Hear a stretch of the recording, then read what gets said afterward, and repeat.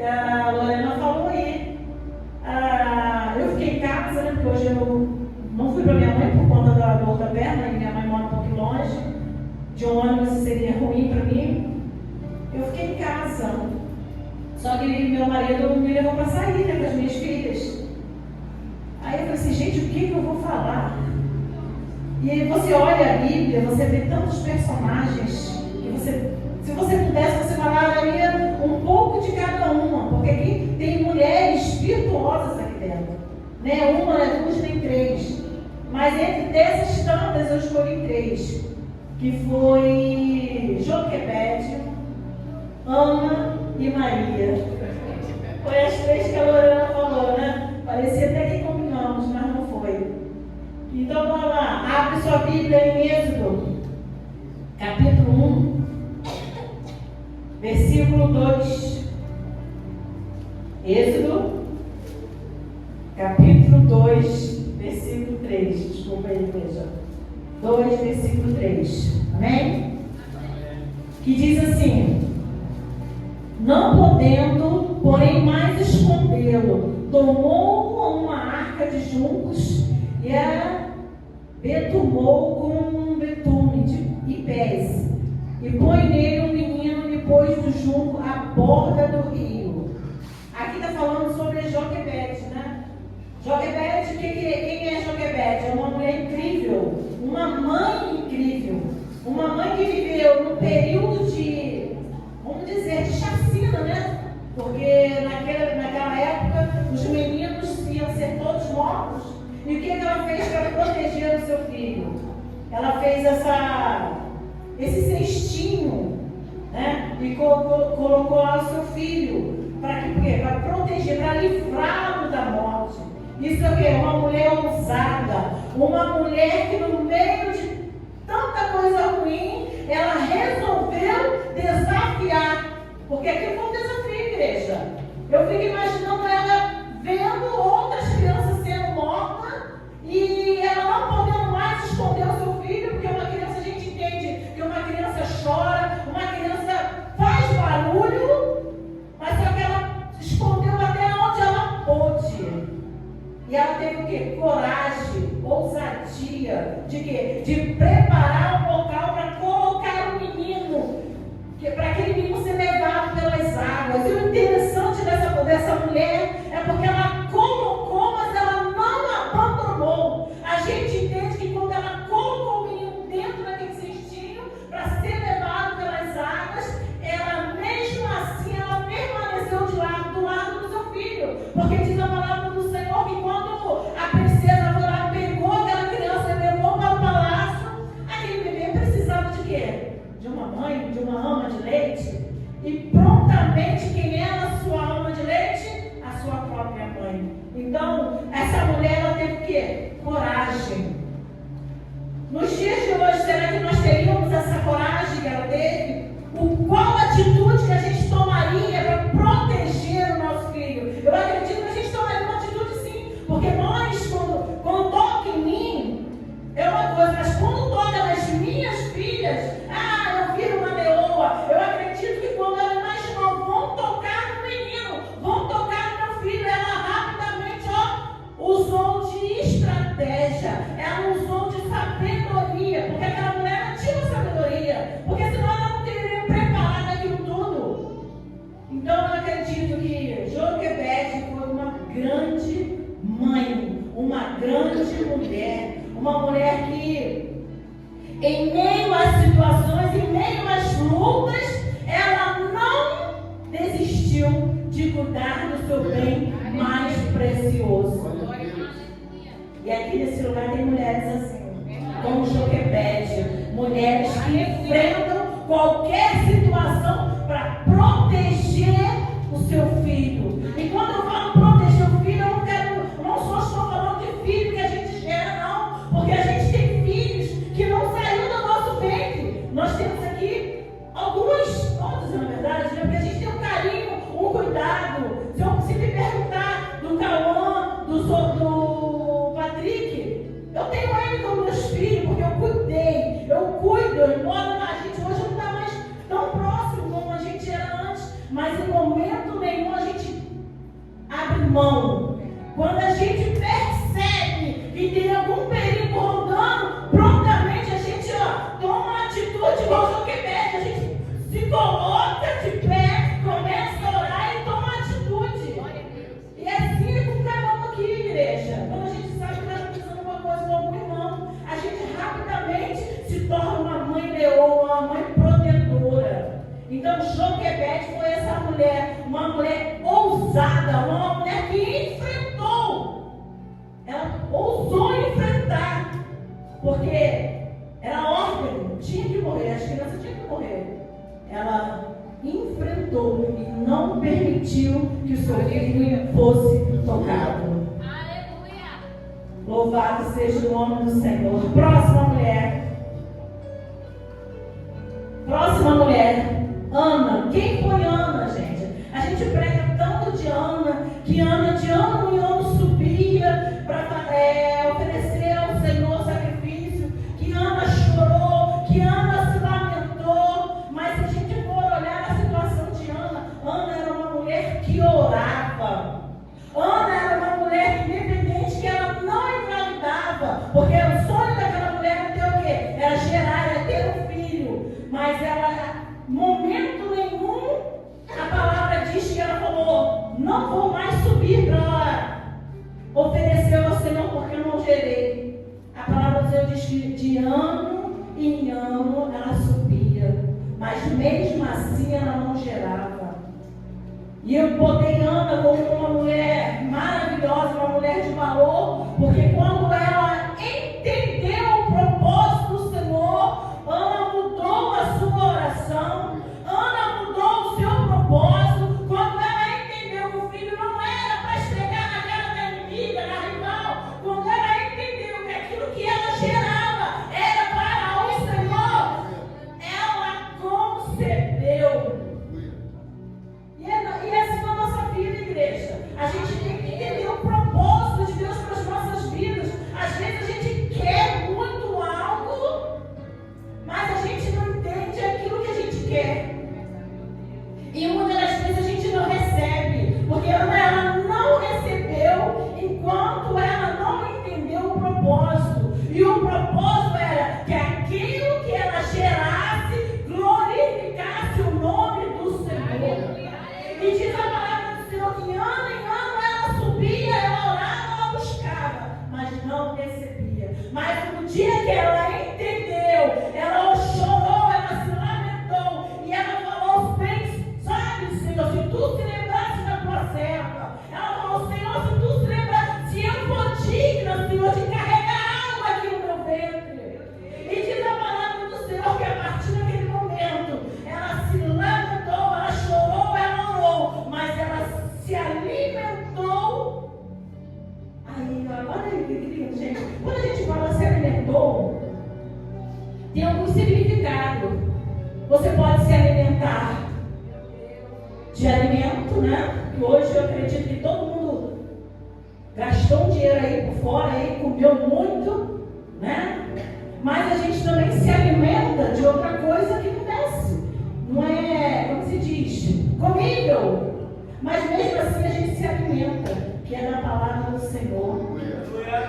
A gente se alimenta, porque quando a gente deixa de comer arroz, feijão, carne, o nosso corpo sente falta dos nutrientes. O nosso corpo necessita da proteína, o nosso corpo necessita disso. E o nosso corpo espiritual também necessita dessa proteína aqui. Se a gente não comer essa proteína aqui, a gente vai o quê? Enfraquecer, adoecer e morrer.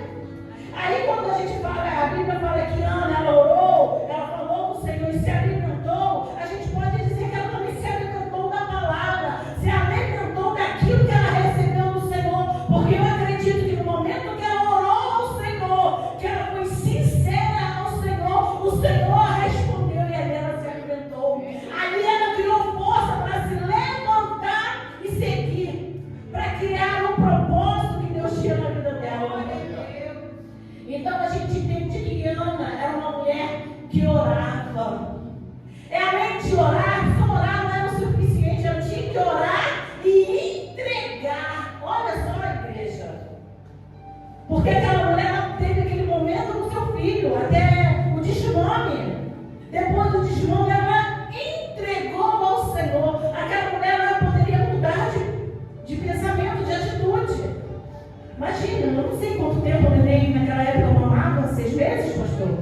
meses? Não sei. Mas imagina, é aquela fase que a gente só quer apertar, a gente só quer ficar grudado. E foi no momento que a criança faz mais gracinha, que a criança está mais apegada a gente, foi o momento que ela teve que entregar. Então a gente entende que Ana, além de orar, ela foi fiel para entregar. E muitas das vezes é isso que nós precisamos, igreja. Às vezes a gente está orando muito, mas a gente não está entregando nada. Aleluia! Às vezes a gente não está entregando nada.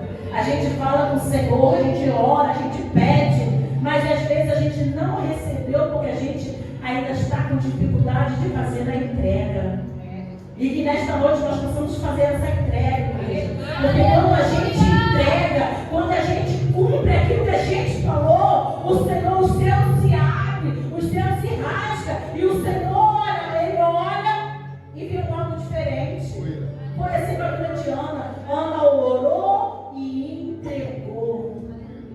Deixei Maria por último. É menos importante? Não. Bora lá. Lucas 1:30.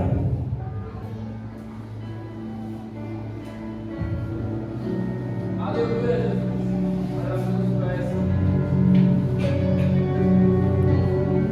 Bem, diz assim: disse-lhe então o anjo a Maria: não temas, porque achaste graça diante de Deus. E eis que em teu ventre conceberás e darás à luz a um filho, e pôr-lhes o nome de Jesus. Bora lá. Se a gente for pensar em Maria, quem foi Maria? Maria, a gente entende que Maria ainda não era uma mulher, né?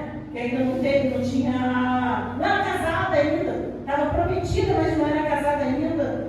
E naquela época se casavam-se muito cedo. Eu acredito que Maria devia ter o quê? 13? 16? Era novinha, imagina, uma menina.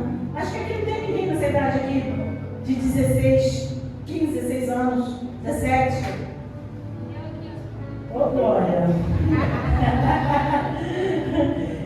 Aí você pensa bem, uma mulher como Maria, uma menina, a gente pode dizer que é uma menina, porque a gente olha as meninas de 22, né? Mica novinha, Mariana novinha. Vocês são umas meninas ainda, para mim eu olho vocês como meninas. Imagine Maria, né? Com seus 16, 17 anos, que estava prometida, já ia se casar, mas aí veio um anjo e fala para ela: olha, você vai conceber, no seu ventre você vai gerar, e o nome vai ser Jesus, é Filho de Deus. Você imagina, gente? Imagina nos dias de hoje, se um anjo descer aqui e falar algo nesse sentido. O que passa na cabeça de uma pessoa? O que se passa na cabeça de uma menina? Deve ter sido talvez desesperador, talvez confuso, não sei o que se passou na cabeça de Maria, mas alguma coisa Deus viu diferente nela, porque Deus não escolhe qualquer um, Deus não pega qualquer um. Ele, quando ele chega diante de alguém, é porque ele tem algo em respeito dessa pessoa, ele conhece essa pessoa, ele sabe o coração da pessoa, ele sabe o pensamento dessa pessoa, ele sabe até onde essa pessoa pode ir. Às vezes eu não sei até onde eu posso chegar.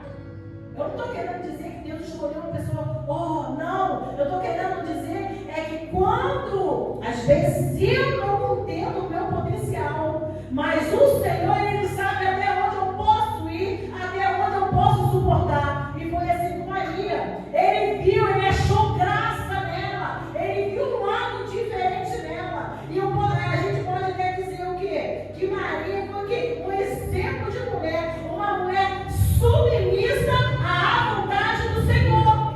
Olha, gente, é difícil? É uma coisa, não é? Deus olhou para ela e viu submissão à vontade do Senhor. E às vezes é só isso, igreja. Você não precisa mais nada. só precisa isso aí, ó.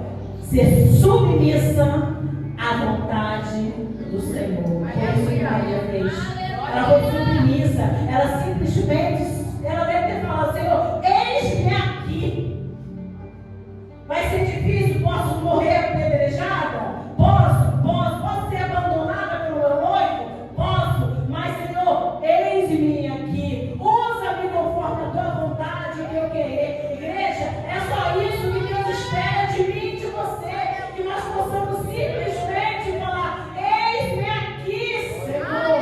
Usa-me conforme a tua vontade, o teu querer, Senhor. E foi isso que Maria fez. De repente, a cabeça dela ficou um turbilhão. Mas mesmo assim, ela era totalmente dependente do Senhor. E quando ela recebeu essa notícia, ela confiou nele. É a confiança, igreja. É a confiança que ela teve nele. Por isso que eu escolhi essas três. Tem outras mulheres aqui maravilhosas. Tem outras. Se você ler a Bíblia, você vai encontrar mulheres fascinantes. Mas essas três aqui, ó, para mim é maravilhosas também. São mulheres de fé. Mulheres submissas à vontade do Senhor. Mulheres que não olham para trás.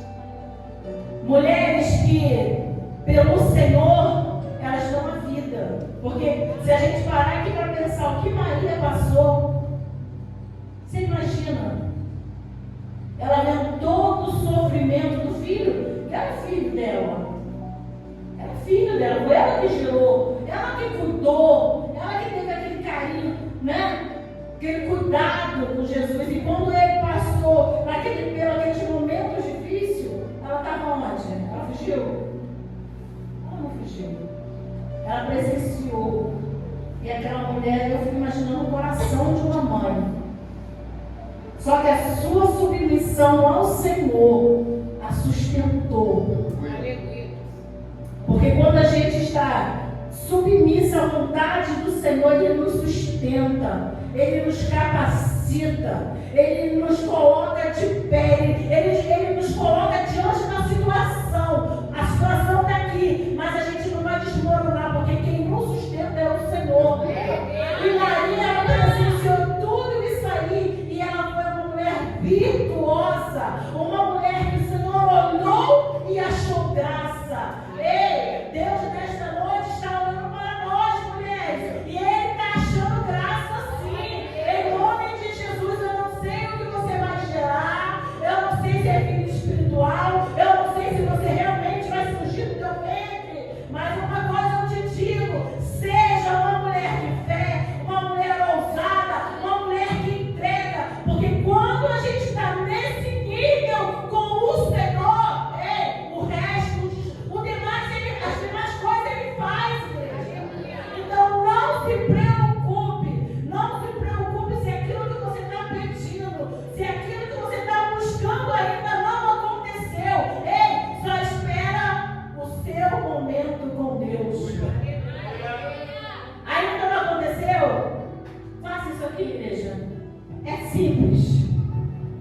É mais fácil do que eu não fazer um bolo com receita. Se eu for falar uma receita aqui de Joel, mano, vamos ensinar uma receita de bolo aqui, eu posso até tentar chegar em casa, eu acredito que vai solar. Mas essas aqui, olha, que é ter coragem, ter fé, oração e entrega, ei, não tem como solar. Não